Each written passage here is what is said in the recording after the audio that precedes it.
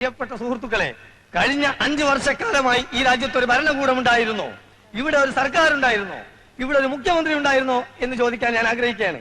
ഇല്ലായിരുന്നു സുഹൃത്തുക്കളെ, ഇല്ലായിരുന്നു. പിന്നെ ഉണ്ടായിരുന്നത് RDP എന്ന ഒരു പാർട്ടി മാത്രമായിരുന്നു. അവരുടെ അഴിഞ്ഞാട്ടമായിരുന്നു. Revolutionary democratic പാർട്ടിയാണത്രേ.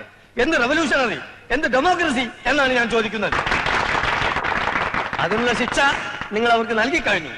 Indian national secular party നിങ്ങളുടെ പാർട്ടിയാണ്, ജനങ്ങളുടെ ആശയാഭിലാഷങ്ങളുടെ പാർട്ടിയാണ്. പിന്നെ ഞങ്ങളുടെ കൂടെ വർഗീയ പാർട്ടികളുണ്ടെന്ന് RDPക്കാർ ആരോപിക്കുന്നുണ്ട്. അത് തെറ്റാണ് സുഹൃത്തുക്കളെ. പിന്നെ വർഗീയ പാർട്ടി ഇല്ലെന്ന് പറഞ്ഞുകൂടാ. ഞങ്ങളുടെ കൂടെ ചേർന്ന ശേഷം അവരിൽ യാതൊരു വർഗീയതയും ഞാൻ കണ്ടിട്ടില്ല. അല്പം സ്വല്പം കോഴി ബിരിയാണി കഴിക്കുന്നത് വർഗീയതയാണോ എന്ന് ഞാൻ വെല്ലുവിളിക്കാണ്.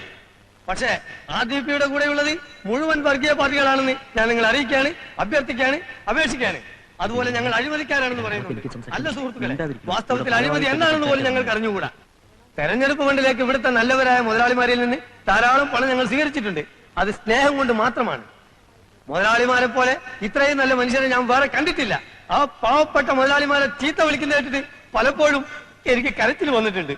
പാവം മുതലാളിമാർ, എല്ലാത്തിനുള്ള ശിക്ഷ അവർക്ക് കിട്ടിക്കഴിഞ്ഞു. ഈ മാനങ്കര മണ്ഡലത്തിൽ ചില RDP കോമാളികൾ ഒരു പ്രഖ്യാപനം നടത്തിയിരുന്നു സുഹൃത്തുക്കളെ. ഈ തെരഞ്ഞെടുപ്പിൽ INSP ജയിക്കുകയാണെങ്കിൽ അവരവരുടെ പാതി മീശെടുത്ത് കവലയിലൂടെ നടക്കുമെന്ന് ഞാൻ അവരെ ക്ഷണിക്കുകയാണ്. നാണവും മാനവും ഉളുപ്പും അല്പമെങ്കിലും തീണ്ടിയിട്ടുണ്ടെങ്കിൽ, വാക്കിന് വിലയുണ്ടെങ്കിൽ ഇങ്ങോട്ട് വരൂ, മീശ എടുക്കൂ, എടുക്കണ മീശ എന്ന് ഞാൻ ആജ്ഞാപിക്കുകയാണ്, അഭ്യർത്ഥിക്കുകയാണ്, അപേക്ഷിക്കുകയാണ്.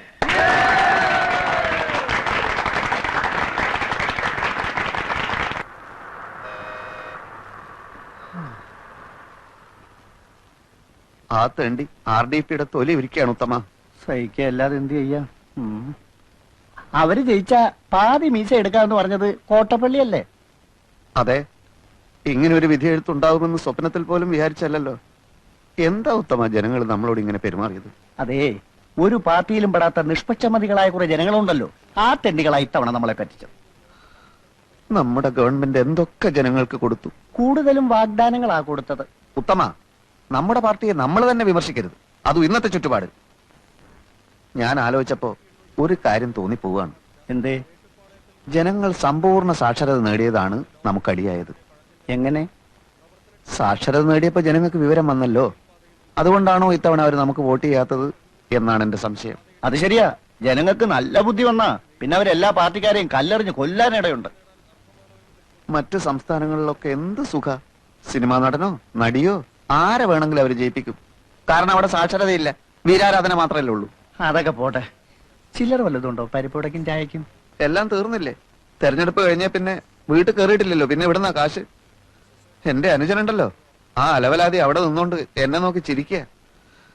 എങ്ങനെ ഞാൻ അവനെ ഫേസ് ചെയ്യും? വീട്ടിൽ പോവാതിരുന്ന വിശന്ന് ചാവുകയും ചെയ്യും. എന്നായാലും ഫേസ് ചെയ്തല്ലേ പറ്റൂ കോട്ടപ്പള്ളി. അതെ, തെരഞ്ഞെടുപ്പിൽ എന്തായാലും ജയിക്കുമെന്ന് വിചാരിച്ച് ഞാൻ പല വെല്ലുവിളികളും നടത്തിയതാ.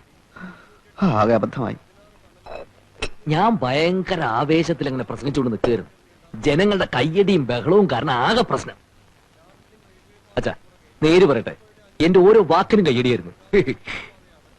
അതിന്റെ ഇടയിലെ ഞാൻ മൂപ്പരെ കണ്ടത്. ഞാൻ കണ്ടു എന്ന് മനസ്സിലാക്കിയപ്പോ തന്നെ മൂപ്പര് പാർട്ടി ഓഫീസിനകത്തെ ഒറ്റ വലിച്ചില്ല. അപ്പൊ പിന്നെ എനിക്ക് ആവേശം മൂക്കാതിരിക്കൂ? INSP തെരഞ്ഞെടുപ്പിൽ ജയിച്ചാൽ പാതിമീശ വടിച്ചോളാമെന്ന് വീമ്പിളക്കിയവന്മാരൊക്കെ എവിടെ എന്ന് ഞാൻ അട്ടഹസിച്ചു. പിന്നെ ആളുടെ പൊടി പോലും കണ്ടിട്ടില്ല. അങ്ങനെയൊന്നും പറയണ്ടായിരുന്നു മോനെ. അച്ഛാ, ഈ രാഷ്ട്രീയം എന്ന് പറഞ്ഞാൽ പല്ലും നഖവും ഉപയോഗിച്ചുകൊണ്ടുള്ള ഒരു ആക്രമണമാണ്. നമ്മൾ മടിച്ചു നിന്നാലേ എതിരാളികൾ നമ്മളെ ആക്രമിക്കും. ഓ അപ്പടിയാ? പിന്നല്ലാതെ. എന്നാലും പ്രസംഗം കഴിഞ്ഞതിന് ശേഷം നിനക്ക് അവനെ ഇങ്ങോട്ട് വിളിച്ചോണ്ട് വരായിരുന്നു. നന്നായിരിക്കും. ഈ കഥർ വിട്ടുകൊണ്ട് ഞാൻ അവരുടെ ഓഫീസിലേക്ക് കയറി ചെന്നാലേ വളരെ നന്നായിരിക്കും. പ്രവേട്ടം വരുന്നുണ്ട്. എവിടെ? പിൻവശത്തോടെ വരുന്നേ. മുൻവശത്തൂടെ വരാൻ ധൈര്യം കാണില്ലല്ലോ. നീ ഒന്നും മിണ്ടാതിരുന്നില്ലെങ്കിലുണ്ടല്ലോ. മോള് പോയി പ്ലേറ്റ് എടുത്തോണ്ട് വാ.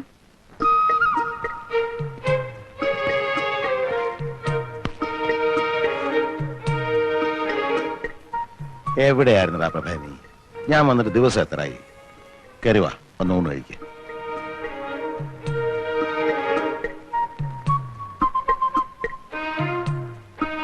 പ്രഭേ, ഞാൻ പറഞ്ഞില്ല അച്ഛാ, തോറ്റതിന്റെ ചമ്മല് മാറിയിട്ടില്ല. പ്രകാശ, നിന്നോടാ പറഞ്ഞത്. പാനു, നീ എന്ന് വിളിക്ക്, വന്ന് ഊണ് കഴിക്കാൻ പറ. ഇവ നാട്ടടക്കി ഇരുന്നാ ഞാൻ വിളിക്കാം. മോനൊന്നും മിണ്ടണ്ട കേട്ടോ. ഇല്ല, ഞാൻ ഒന്നും മിണ്ടുന്നില്ല.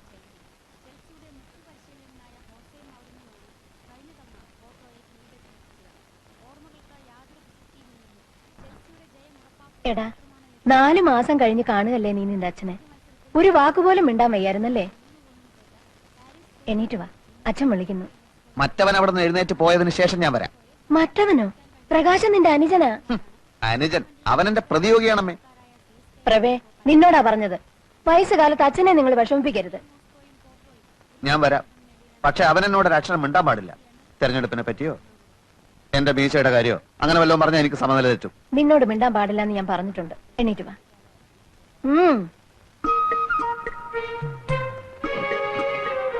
അവൻ എന്നെ നോക്കി ചിരിക്കാനും പാടില്ല. നടക്കടാ അങ്ങോട്ട്. എന്തോ നാടാ ഇത് നിങ്ങൾ തമ്മിൽ ഇരുന്നൂണ് കഴിക്കും. അച്ഛൻ എപ്പോ വന്നു? ഓ മഹാഭാഗ്യം. ഇപ്പോഴെങ്കിലും ഇതിന്റെ ശബ്ദം ഒന്ന് കേട്ടല്ലോ. അവൻ ഇച്ചിരി മീൻകുളം പോട്. അമ്മേ, ചോറ് ഇത്തിരി കൂടുതൽ വിളമ്പിക്കോ. മൂപ്പർക്ക് നല്ല ക്ഷീണം കാണും. അമ്മേ, നീ കഴിച്ചു കഴിഞ്ഞില്ലേ? എണീറ്റേ. മോനെ, ഒരു തേർതലാകുമ്പോ എന്താന്ന് പറയാ, ഒരു തെരഞ്ഞെടുപ്പ് ആകുമ്പോ ഒരു പാർട്ടി ജയിക്കും, ഒരു പാർട്ടി തോക്കും. എന്നാൽ ഇങ്ങനെ ഉണ്ടാവും ഒരു തോൽവി. എനിക്ക് ചോറ് വേണ്ട. അവിടെ ഇരിക്കടാ. ഇരിക്കും മോനെ. പ്രകാശ. ഇല്ലച്ചാ, ഞാനൊന്നും മിണ്ടുന്നില്ലേ. ആരും അത്ര നകളിക്കൊന്നും വേണ്ട. IMF-കാർ നമ്മളെയൊക്കെ ഇപ്പൊ അറസ്റ്റ് ചെയ്യാൻ വരും. എന്തിന്? ഇന്റർനാഷണൽ മോണിറ്ററി ഫണ്ട് നമ്മുടെയൊക്കെ തലയെണ്ണി കടം വാങ്ങിച്ചിരിക്കല്ലേ അച്ഛാ? അച്ഛാ, ഇവിടെ ആരും ആരെയും അറസ്റ്റ് ചെയ്യാനൊന്നും പോകുന്നില്ല. IMF-കാർക്ക് ഞങ്ങൾ കൃത്യമായിട്ട് പലിശ കൊടുക്കുന്നുണ്ടല്ലോ. അതിന് ടൺ കണക്കിന് സ്വർണം വിദേശത്ത് കൊണ്ടുപോയി പണയം വെച്ചില്ലേ? അതില് ഭരണഘടനാ വിരുദ്ധമായിട്ട് ഒന്നുമില്ലല്ലോ. ഇത്ര സ്വർണം വിദേശത്ത് നിക്ഷേപിക്കാമെന്ന് വ്യവസ്ഥയുണ്ട്. വ്യവസ്ഥ ഇങ്ങനെ പോയാൽ നാളെ നമ്മുടെ പാവപ്പെട്ട സഹോദരിമാർക്ക് കല്യാണം കഴിക്കാനും കഴുത്തിലണിയാനും ആഭരണങ്ങൾക്ക് വിദേശത്ത് പോകേണ്ടി വരുമല്ലോ. അച്ഛാ, അങ്ങനെ നിർബന്ധമുള്ളവർ പോയി മേടിക്കട്ടെ. പിന്നെ രൂപയുടെ മൂല്യം കുറച്ചത് കാരണം ഇവിടെ സാധാരണക്കാരായ ജനങ്ങൾ പൊറുതിമുട്ടിയിരിക്കുകയാണ്. അതറിയോ അച്ഛന്? ഞാൻ കേട്ടു. അച്ഛാ, മൂല്യം കുറച്ചത് നല്ലതിന്. അതിനനുസരിച്ച് ഇവിടെ ഡോളർ കുന്നുകൂടും, വ്യവസായശാലകൾ ഉയരും. 5 വർഷം കൊണ്ട് നമ്മുടെ രാജ്യം ഒരു ഹരിത സ്വർഗ ഭൂമിയാവും. 6 മാസം കൊണ്ട് ഈ ഗവൺമെന്റ് മൂക്കും കുത്തി താഴെ വീഴും. വായും പൊളിച്ചിരുന്നാ മതി. അങ്ങാടി തോറ്റന് അമ്മയുടെ അടുത്ത് കുതിര കയറുന്നതിന്. പ്രകാശ, അമ്മയൊന്നും ഉണ്ടായിരുന്നേ. ഞങ്ങൾ ജയിച്ചതേ ജനങ്ങൾക്ക് ഞങ്ങളെ വേണമെന്നുള്ളതുകൊണ്ടാ. പിന്നെ വലിയ ആനക്കാര്യങ്ങളാണല്ലോ നിങ്ങൾ ചെയ്തു കൂട്ടിയത്. നിക്കാരഗ്വയിലെ ഒട്ടേകയെ പുറത്താക്കി കുത്തക മുതലാളിമാരായ അമേരിക്ക ഒരു പാവ ഗവൺമെന്റിനെ സൃഷ്ടിച്ചു. റുമേനിയയിലും മറ്റൊന്നല്ല സംഭവിച്ചത്. ജർമ്മനിയെ നിങ്ങൾ തകർത്തു. പക്ഷെ വിയറ്റ്നാമിലെയും കംബോഡിയയിലെയും വടക്കൻ കൊറിയയിലെയും ജനങ്ങൾ ഞങ്ങളുടെ ആവേശമാണെന്ന് നീ മനസ്സിലാക്കി. ഇവിടുത്തെ കാര്യം പറയുമ്പോ എന്തിനാ അന്താരാഷ്ട്രത്തിലേക്ക് ഓടുന്നത്? മനുഷ്യന്റെ കഥ എല്ലായിടത്തും ഒന്നാണടാ. ഇന്റർനാഷണൽ പൊളിറ്റിക്സിനെ പറ്റി ഒന്നും അറിയില്ലെങ്കിൽ ചിലക്കാതെ ഒരിടത്തിരുന്നോ? അറിയില്ലെന്നോ? ചോദിക്ക്, ഞാൻ പറയാം. ഹംഗറിയിൽ എന്ത് സംഭവിച്ചു? മൂരാച്ചി എന്ന് മുദ്ര കുത്തപ്പെട്ട് 40 കൊല്ലം കുറ്റവാളിയായി ശവപ്പെട്ടി കിടന്ന നേതാവിനെ സത്യം മനസ്സിലാക്കിയ ജനങ്ങൾ പുറത്തെടുത്തുകൊണ്ട് ആദരിച്ചില്ലേ മനുഷ്യ? ഇനിയും ചോദിക്ക്, പറയാം. പോളണ്ടിൽ എന്ത് സംഭവിച്ചു? പോളണ്ടിനെ പറ്റി നീ ഒരു അക്ഷരം മിണ്ടരുത്. എനിക്കത് ഇഷ്ടമല്ല. സോളിഡാരിറ്റിയും ലാവലേസും കൂടി കുതിച്ചു കയറി അടിയറവ് പറയിപ്പിച്ചില്ലേ? പോളണ്ടിനെ പറ്റി ഇനി നീ മിണ്ടിപ്പോയി ഞാൻ സഹിക്കില്ല. പോളണ്ട് എന്താ ഇയാളുടെ തറവാട് സ്വത്തോ? പോളണ്ട് എന്ന് ഉച്ചരിച്ചാലുണ്ടല്ലോ. ഉച്ചരിച്ചെന്തി? മോനെ, ഉച്ചരിച്ച് നോക്കാം. പ്രകാശ, നീ പോ. അച്ഛാ, നീ പോ. നീ അവിടെ പോളണ്ട് ഇരിക്ക്. ഊണ് കഴിക്ക്. വേണ്ട അച്ഛാ, ശരിയാവില്ല.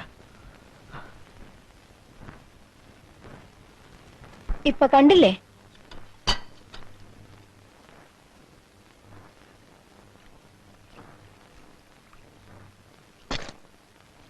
പാനുവേ, ഇപ്പൊ എനിക്കെല്ലാം മനസ്സിലായി. പ്രഭാകരനെയും പ്രകാശനെയും കുറിച്ച് നീ ഓരോന്ന് പറയാനുള്ള കാരണം എനിക്ക് പിടികിട്ടി. എന്താ? അവര് പറയുന്നൊന്നും മനസ്സിലാക്കാനുള്ള അറിവ് നിനക്കില്ല. അത് തന്നെ എനിക്കും അതില്ലെന്ന് കൂട്ടിക്കോ. പക്ഷെ ഞാനും നീയുമായിട്ടൊരു ചെറിയ വ്യത്യാസമുണ്ട്. ഞാൻ ലോകം ഒരുപാട് കണ്ടവനാ.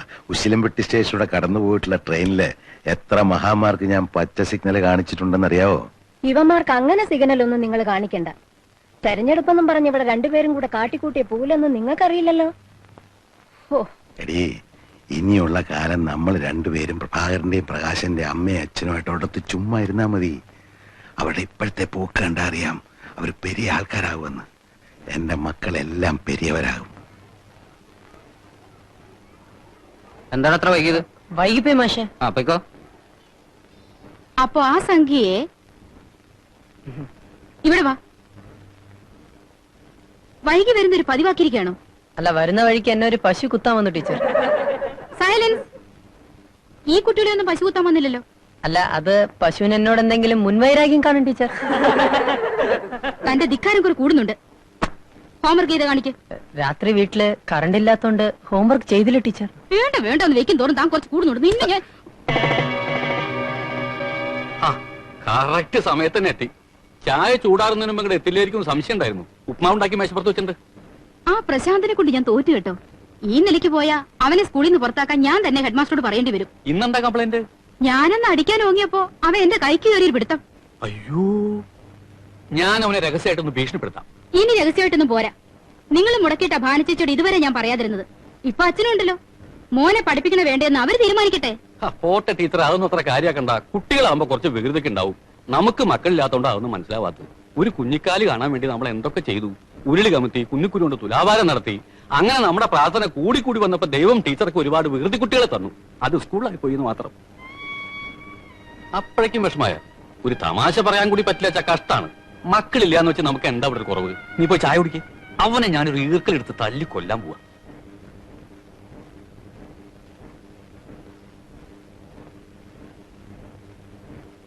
ലോ പോയിന്റ് ആണ്. അച്ഛനോ? ഞാൻ വിചാരിച്ചു ഏതോ കുത്തക മുതലാളിയാണെന്ന് പേടിച്ചു പോയി. മുതലാളിമാരെ എന്തിനാ പേടിക്കുന്നത്? അവരെ മാത്രമാണ് അച്ഛാ പേടിക്കേണ്ടത്. വിപ്ലവത്തിന്റെ ശത്രുക്കൾ, സ്ഥിതി സമത്വത്തിന്റെ പാതയിലെ കുപ്പിച്ചില്ലുകൾ, കാരമുള്ളുകൾ, കാളസർപ്പങ്ങൾ. ഇങ്ങനെ പേടിച്ചുള്ളൊരു ജീവിതം നിനക്ക് വേണോ പ്രഭേ? വക്കീൽ ഭാഗം പഠിച്ചിട്ട് നീ എന്താ കോടതി പോകാത്തെ? കോടതി പോകാൻ വേണ്ടി അല്ല അച്ഛൻ ഞാൻ വക്കീലായത്. നേതൃസ്ഥാനത്തേക്ക് ഉയരാൻ ഇപ്പൊ എല്ലാരും LLB എടുക്കണ്ടല്ലോ. സാധാരണക്കാരനല്ലെന്ന് മറ്റുള്ളവരെ തോന്നിക്കാൻ ഇതാണ് അച്ഛാ പറ്റിയ മാർഗം. കോടതി കേസ് ജയിക്കാനൊക്കെ നല്ല മിടുക്ക് വേണ്ടേ? നീ ലോ പോയിന്റ്സ് ഒക്കെ എഴുതിയെടുക്കാണെന്നാ ഞാൻ കരുതിയത്. അല്ല, ഇത് ഞങ്ങളുടെ താത്വികമായ പുസ്തകങ്ങളാണ്. ഞാനാണിപ്പോ മാനങ്കര മണ്ഡലത്തിലെ പാർട്ടിയുടെ ബുദ്ധിജീവി. സ്റ്റഡി ക്ലാസ്സുകളൊക്കെ എടുക്കുന്നത് ഇപ്പൊ ഞാനാണ്. ബുദ്ധിജീവി ആയില്ലെങ്കിൽ ഭയങ്കര പ്രശ്നമാണ് അച്ഛാ. എന്ത് പ്രശ്നം? സമരത്തിന് പോണം, അടിപിടിക്ക് പോണം, അങ്ങനെ പല രീതിയിലും നമ്മുടെ തടി കേടാകും. ബുദ്ധിജീവി ആകുമ്പോൾ നമ്മൾ പുറകിലിരുന്ന് ചുമ്മാ ആഹ്വാനങ്ങൾ ചെയ്തുകൊണ്ടിരുന്നാൽ മതി. ഫാക്ടറി അടച്ചു പൂട്ടിക്കുക, പോലീസിനെ ആക്രമിക്കുക, മുതലാളിയെ കുത്തിക്കൊല്ലുക. നമ്മളൊന്നും അറിയണ്ടല്ലോ, എല്ലാ അണികൾ ചെയ്തോളും. അപ്പൊ ഈ രാഷ്ട്രീയം എന്ന് പറഞ്ഞാൽ കൊല്ലും കൊലയാണോ? അതായത് മനുഷ്യന്റെ ബേസിക് നീഡ്സ് എന്തൊക്കെയാണ്? Food, clothing, shelter. അതാണല്ലോ. അത് മാറി. ലോകത്ത് എവിടെയെങ്കിലും ഫുഡിന് വേണ്ടിയോ ക്ലോത്തിങ്ങിന് വേണ്ടിയോ ഷെൽട്ടറിന് വേണ്ടിയോ സമരം നടന്നിട്ടുള്ളോ? അതില്ല. സ്വാതന്ത്ര്യത്തിന് വേണ്ടി നടന്നിട്ടുണ്ട്. സ്വാതന്ത്ര്യത്തിന് വേണ്ടി മാത്രമേ നടന്നിട്ടുള്ളൂ. ഉട്ടോപ്യൻ യുഗത്തിലല്ല നമ്മൾ ജീവിക്കുന്നത്. റിവിഷനിസ്റ്റുകൾ, പ്രോലറ്റേറിയറ്റ്സിന്റെ കാലാകാലങ്ങളായിട്ടുള്ള വിഘടനവാദം. എന്താണ് ഒക്ടോബർ വിപ്ലവം? വാട്ട് ഈസ് ചൈനീസ് മതിൽ? പറയൂ. അച്ഛന് സംശയം തീർക്കാൻ ഞാൻ കുറച്ച് പുസ്തകങ്ങൾ തരാം കേട്ടോ. ഈ ഭരണം കയ്യിലുള്ളപ്പോഴേ പാർട്ടിയെ വളർത്താൻ പറ്റും. അല്ലാതെ ഭരണം പോയിട്ട് പിന്നെ പറഞ്ഞിട്ട് പോലല്ല. പാർട്ടി വളർത്തലും അച്ചടക്കം കൂടി ഒരുമിച്ച് പറഞ്ഞാൽ എന്താ ചെയ്യാ? അതാണ് പ്രശ്നം. പാർട്ടി എന്നൊക്കെ പറഞ്ഞാൽ കുറച്ച് അച്ചടക്കമൊക്കെ വേണമെന്നാണ്. പ്രസിഡന്റ്, ഈ ചൂട്ട് എന്താ ചെയ്യണ്ടേ? ചൂട്ട് നീ കുറേശ്ശെ തിന്നോ. കുത്തിക്കെടുത്തടായി. ഒരു ചൂട്ട് എന്തേന്ന് അറിഞ്ഞുകൂടാത്തവനാണ് ജനസേവനത്തിന് ഇറങ്ങിയിരിക്കുന്നത്. ഇതായിരിക്കും KRPയുടെ അച്ഛൻ. അച്ഛന് മനസ്സിലായില്ലേ? KG പൊതുവാൾ ഞങ്ങളുടെ മണ്ഡലം പ്രസിഡന്റ്. എന്ത് ചോദ്യാണ്? അറിയാണ്ടിരിക്കോ? പ്രത്യേകിച്ച് മാനങ്കര മണ്ഡലത്തിൽ ഒരു വോട്ടർ. നമ്മുടെ പേരെന്താണ്? രാഘവൻ നായർ. മിസ്റ്റർ രാഘവൻ നായർ. ഈ പയ്യനുണ്ടല്ലോ KRP, മിടുക്കനാ. ഇവൻ വലിയവനാകും. ചൂട്ട് കത്തിക്കട്ടെ. ഞങ്ങള് ഒരു വലിയ സന്തോഷ വാർത്ത അറിയിക്കാനാണ് ഈ രാത്രി ഇങ്ങോട്ട് വന്നിട്ടുള്ളത്. എന്താണാവോ? INSPയുടെ ഭാരതയാത്രാ ഫണ്ടിനുള്ള പണപ്പിരിവ് ഉടൻ തുടങ്ങിയ. അത് സാരല്ല, 5000 10,000 എത്രയാണെന്ന് വെച്ചാൽ KRP ഏൽപ്പിച്ചാൽ മതി. അതല്ല ഞങ്ങൾ പറയാൻ വന്നേ. യശ്വന്ത് സഹായിച്ചാണല്ലോ ഭാരതയാത്രാ സംഘത്തിന്റെ നേതാവ്. ആരാ? കേട്ടിട്ടില്ലേ? INSPയുടെ ക്യാമ്പയിൻ ജോയിന്റ് സെക്രട്ടറി യശ്വന്ത് സഹായിജി. ഞാൻ കേട്ടിട്ടില്ല. അച്ഛൻ കുറെ കാലം തമിഴ്നാട്ടിലായിരുന്നല്ലോ. അതുകൊണ്ട് തമിഴ്നാട്ടിൽ ജീവിക്കുന്നവർക്ക് ഒരു അഖിലേന്ത്യാ നേതാവിനെ കേട്ടൂടെ? മിസ്റ്റർ നായർ, ഇനിയെങ്കിലും ഞങ്ങളുടെ നേതാക്കന്മാരുടെ പേരുകളൊക്കെ ഒന്ന് ബൈഹാർട്ട് ചെയ്യാൻ ശ്രമിക്കൂ. കത്തിക്കട്ടെ. കൊണ്ടുപോടാ അവിടുന്ന്. അപ്പൊ മിസ്റ്റർ നായർ, അഭിവന്ദ്യനായ സഹായിജി ഈ മാനങ്കരയിലും ഒരു ദിവസം തങ്ങുന്നുണ്ട്. അന്നേ ദിവസം അദ്ദേഹത്തിനുള്ള ലഞ്ച് ഈ വീട്ടിൽ തന്നെ കൊടുക്കണമെന്ന് KRP ഭയങ്കരമായി അപേക്ഷിച്ചുകൊണ്ടിരിക്കുകയാണ്. ഈ ലഞ്ച് തട്ടിയെടുക്കാൻ ഞങ്ങളിൽ തന്നെ പ്രമുഖരായ പലരും കളിക്കുന്നുണ്ട്. നിങ്ങൾക്ക് ഭാഗ്യമുണ്ടെങ്കിൽ സഹായിജി ഈ വീട്ടിൽ നിന്ന് ഉണ്ണും. അച്ഛാ, അങ്ങനെ വല്ല വീട്ടിൽ നിന്ന് ഉണ്ണുന്ന ആളല്ല സഹായിജി. അല്ല പിന്നെ സഹായിച്ച് ഇവിടുന്ന് ഉണ്ണണേ ദൈവത്തോട് പ്രാർത്ഥിച്ചോളൂ. ഞാനും ശ്രമിക്കാം. അപ്പം മറ്റേ KRP ഇനി ചൂട്ട് കത്തിക്കാവോ? എന്നിട്ട് പണ്ടാറടിക്ക ചൂട്ട്.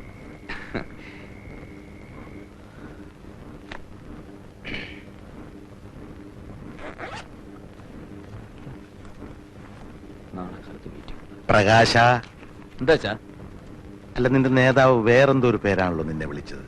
RSPയോ KSPയോ? അല്ലച്ചാ, KRP. പൊളിറ്റിക്കൽ സർക്കിളിൽ ഞാൻ പറയപ്പെടുന്നത് അങ്ങനെയാ. കോട്ടപ്പള്ളി രാഘവൻ നായർ പ്രകാശൻ, അതാണ് KRP. അയ്യേ, പ്രകാശ് എന്നുള്ള പേര് നല്ലതായിരുന്നില്ലേ? പക്ഷെ ഒരു രാഷ്ട്രീയ നേതാവിന് 3 അക്ഷരമുള്ള ഇംഗ്ലീഷ് പേര് രാശിയ. ഇപ്പോ MGR, NTR, PKB, EMS, AKG എല്ലാം 3 അക്ഷരല്ലേ? ഞാൻ KRP 3 അക്ഷരം. ഓ അതാണല്ലേ. പക്ഷെ മോൻ ഇത്ര വലിയ നേതാവൊക്കെ ആയിട്ടും നമ്മുടെ ആനന്ദനെ ഒന്ന് സഹായിക്കുന്നില്ലല്ലോ. ഏതാനന്ദൻ? നിന്റെ ചേച്ചിയുടെ ഭർത്താവ് അല്ലാണ്ടാരാ? ഓ അതാണോ? അച്ഛാ, അളിയൻ ചേട്ടന്റെ കൂടെ കൂട്ടുകൂടി ഞങ്ങളുടെ പാർട്ടിക്കാരെ മുഴുവൻ തല്ലി ചതച്ചതാ. അച്ഛൻ അറിയോ, ഇപ്പൊ ഇവിടെ വന്നില്ലേ ഞങ്ങളുടെ മണ്ഡലം പ്രസിഡന്റ് പൊതുവാൾജി? അങ്ങയുടെ ഫ്രണ്ടിൽ തള്ളിയിരിക്കുന്ന 2 പല്ലച്ഛൻ ശ്രദ്ധിച്ചോ? അത് വെപ്പാ, അളിയന്റെ പണിയാ. ഞാൻ അറിഞ്ഞുകൊണ്ട് അളിയന് വല്ല സഹായം ചെയ്താൽ അതെന്റെ പൊളിറ്റിക്കൽ കരിയറിനെ മുഴുവൻ ബാധിക്കും. അച്ഛൻ വേറെ എന്ത് വേണേലും പറഞ്ഞോ. 6 മാസം കൊണ്ട് ഞങ്ങളുടെ മന്ത്രിസഭ വീഴുന്നും പറഞ്ഞ് ചൊറിയും കുത്തിര ആളിരിക്കുന്നുണ്ടല്ലോ ഇവിടെ. മൂപ്പരോട് പറ അളിയനെ രക്ഷിക്കാൻ. നിങ്ങൾ എന്താണെന്ന് വെച്ചാൽ തീരുമാനിച്ചു. ഒത്തിരി പണം ചെലവാക്കി പഠിപ്പിച്ചിട്ടും 2 ആള് ഒരു ജോലിക്കും പോകുന്നില്ലോ എന്നാ എന്റെ വിഷമം. എന്റെ കാര്യം അച്ഛൻ വിട്ടേക്ക്. അച്ഛാ, ഈ രാഷ്ട്രീയ പ്രവർത്തനം ഇപ്പൊ പഴയതുപോലെ ജയിലിൽ കിടക്കലും സ്വാതന്ത്ര്യം വാങ്ങലൊന്നും അല്ല. പിന്നെ ഞങ്ങൾക്ക് ഇപ്പൊ അധികാരം കയ്യിലുള്ളതുകൊണ്ട് ഒരു പ്രശ്നമില്ല. അച്ഛന് മനസ്സിലായില്ലേ? മറ്റൊന്നും അച്ഛനിപ്പോ ആലോചിക്കണ്ട. സഹായിച്ചൂടെ ലഞ്ച് നമുക്ക് കലക്കണം. അച്ഛാ, അതോടെ KRP എന്നുള്ള പേര് നോർത്ത് ഇന്ത്യ വരെ ഫേമസ് ആവും. അവിടെയാ പിന്നെ